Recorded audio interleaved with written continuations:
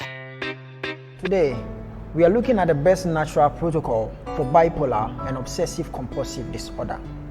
Bipolar disorder is a mental health condition that causes extreme mood swings.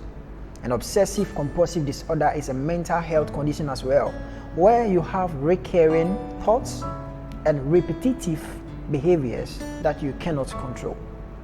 I'm sharing with you the best protocol for not only bipolar, but also obsessive compulsive disorder, OCD. And to mention this is not to replace your medical care. And of course, this is my strong disclaimer. Check with your doctor before implementing this. I want to give you another option because it's difficult to find a protocol that would really potentially work for you, because unfortunately, the current treatment for these two conditions have a lot of side effects.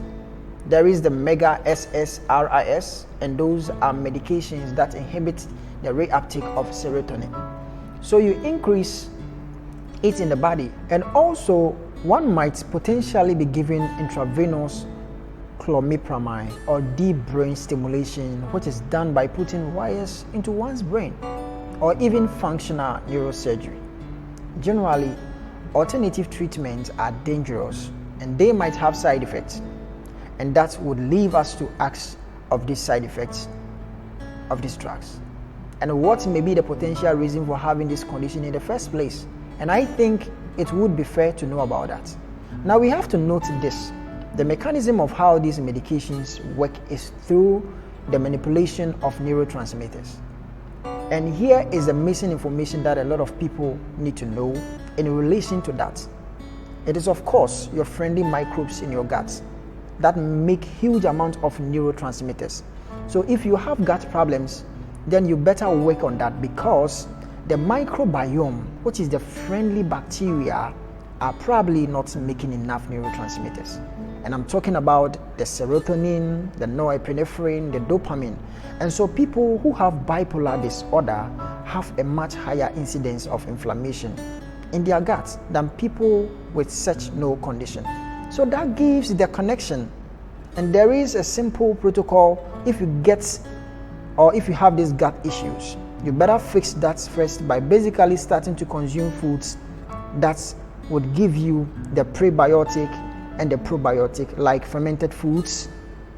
Example, the sauerkraut, the kimchi, a good quality kefir, and that can create a stabilizing influence over your mood. Another thing that would create inflammation in your guts is grains, and so you would have to get rid of all grains in your diet, as well as sugar, because these can severely destroy your gut.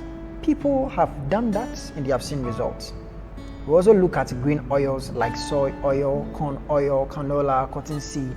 These oils are highly inflammatory and they don't help people dealing with obsessive compulsive disorder and bipolar disorder. Again, your brain works much better on a low-carb ketogenic diet than on a high-carb sugar diet. So on mental mood disorders or cognitive problems, the brain is much okay on ketones by going on low carbs. And if you have problems like the IBS or gut inflammation, you may even do the carnivore version of the ketogenic diet, where you are not adding any plants, and that's more beneficial for some people. And so we achieve a lot of good effects by running the brain on ketones and supporting the gut.